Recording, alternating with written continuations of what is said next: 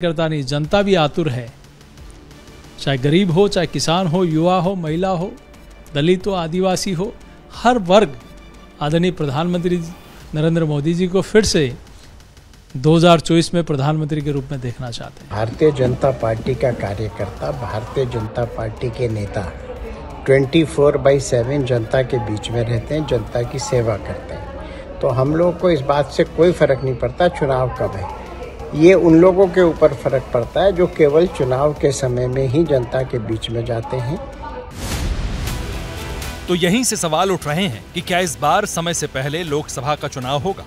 2024 जीतने के लिए बीजेपी का मोदी प्लान क्या है? कैसे 118 दिन पहले बीजेपी एक्शन मोड में दिख रही है? पार्षद से लेकर पार्लियामेंट तक के चुनाव में पूरा जोर लगा देने वाले बीजेपी के नेता अगले लक्ष्य को हासिल करने में जुट चुके हैं। सबसे पहले जान लीजिए कि चुनाव जीतने के लिए पीएम मोदी की तैयारी क्या है। पदाधिकारियों की बैठक, हर सीट के लिए रणनीति, 51% समर्थन का लक्ष्य, कार्यकर्ताओं से सीधा संवाद, बड़े नेताओं को जिम्मेदारी, महिला वोट पर फोकस। 2014 के बाद चुनाव दर चुनाव बीजेपी की कामयाबी के पीछे की वजह है तैयारी, और ये तस्वीर उसी तैयारी की है। महाराष्ट्र बीजेपी के बड़े नेताओं का जमावड़ा लगा था। नागपुर में बीजेपी के विधायक दल की बैठक हुई थी। इस बैठक में महाराष्ट्र बीजेपी के कई बड़े नेता शामिल थे। डिप्टी सीएम देवेंद्र फडणवीस थे, महाराष्ट्र प्रदेश अध्यक्ष चंद्रशेखर बावनकुले थे और तमाम विधायक थे। इसी बैठक में ये कहा गया कि 55 दिनों के बाद कभी भी आचार संहिता लागू हो सकती है। सूत्रों के मुताबिक उस बैठक में ये बताया गया कि 25 जनवरी तक महाराष्ट्र में 50 लाख नमो ऐप डाउनलोड करने का लक्ष्य दिया गया है। सूत्रों के मुताबिक प्रदेश बीजेपी अध्यक्ष ने हर विधायक को कम से कम 5 मिनट नमो ऐप देखने के लिए कहा है। केंद्र और राज्य सरकार की योजनाओं के बारे में समझकर लोगों तक पहुंचाने के लिए कहा है। देवेंद्र फडणवीस ने विधायकों को ज्यादा से ज्यादा सोशल मीडिया पर सक्रिय रहने के लिए कहा है।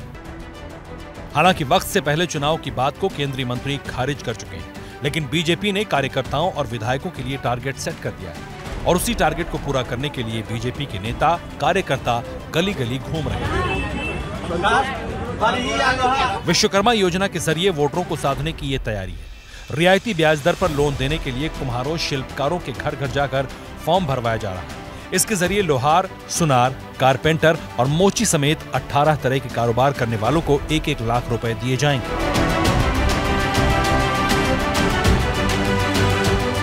हमारे विश्वकर्मा साथियों के पारंपरिक कौशल को 21वीं सदी की जरूरतों के मुताबिक ढालने के लिए पीएम विश्वकर्मा योजना बनाई गई है।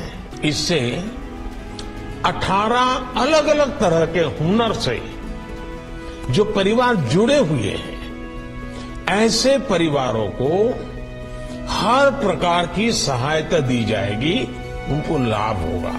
सिर्फ विश्वकर्मा योजना को घर घर पहुंचाने का लक्ष्य नहीं है, बल्कि घर घर जाकर आयुष्मान कार्ड बनवाने का भी लक्ष्य दिया गया है और इसके लिए भारतीय जनता पार्टी के कार्यकर्ता अभी से जुट गए हैं। एक लोकसभा क्षेत्र में 1 लाख आयुष्मान कार्ड बनवाने का लक्ष्य है। एक पंचायत में 300 और एक विधानसभा में 10,000 लोगों का आयुष्मान कार्ड बनेगा। जाहिर है, मुफ्त में इलाज की गारंटी देने वाले इस कार्ड को गरीबों तक पहुंचाने का मकसद मोदी सरकार की योजनाओं का विस्तार है। सरकार की योजनाओं के जरिए वोट की गोलबंदी है, क्योंकि ये पीएम मोदी की महत्वाकांक्षी योजना है। देश के 50 करोड़ से ज्यादा भाई बहनों को 5 लाख रुपए तक का हेल्थ एश्योरेंस देने वाली ये दुनिया की अपनी तरह की सबसे बड़ी योजना है। इन्हीं योजनाओं के आसरे अमित शाह ने लोकसभा चुनाव में भी 51% वोट बीजेपी के पक्ष में लाने के लिए कहा है। बीजेपी कार्यकर्ताओं को ये जिम्मेदारी दी गई है कि वो अपने इलाके से 51% वोट मोदी को दिलाएं।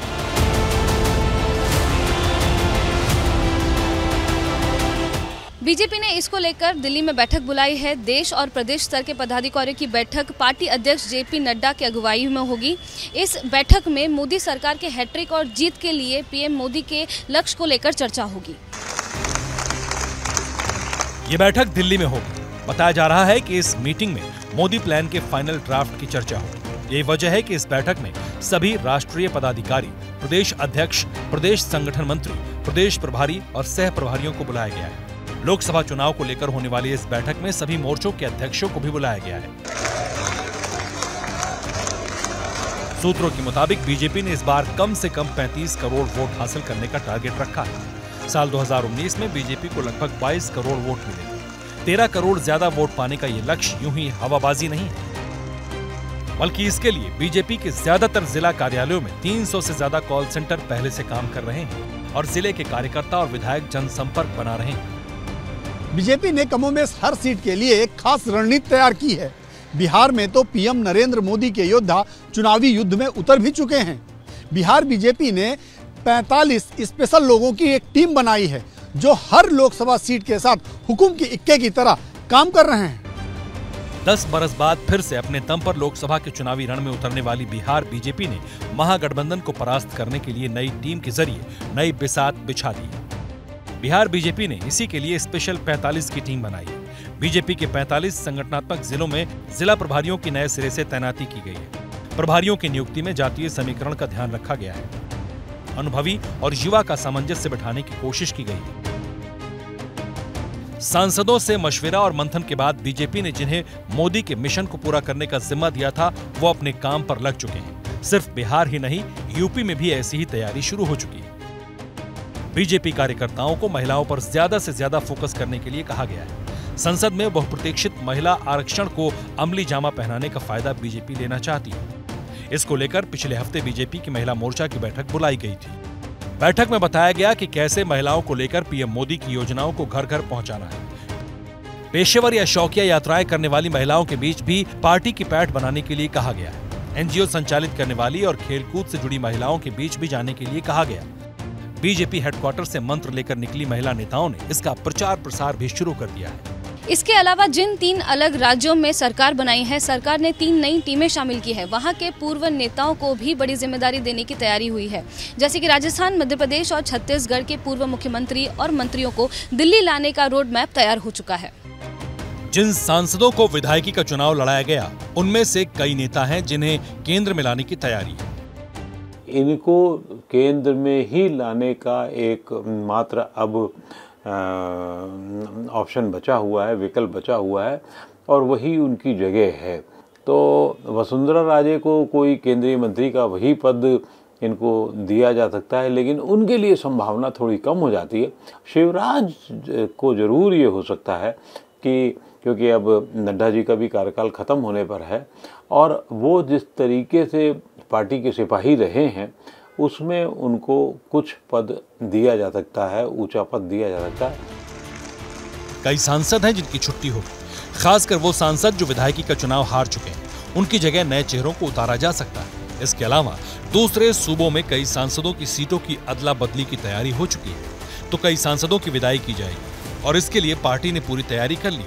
इसलिए कहा जा रहा है कि नरेंद्र मोदी 2024 के चुनाव के लिए पूरी तरह से तैयार हैं।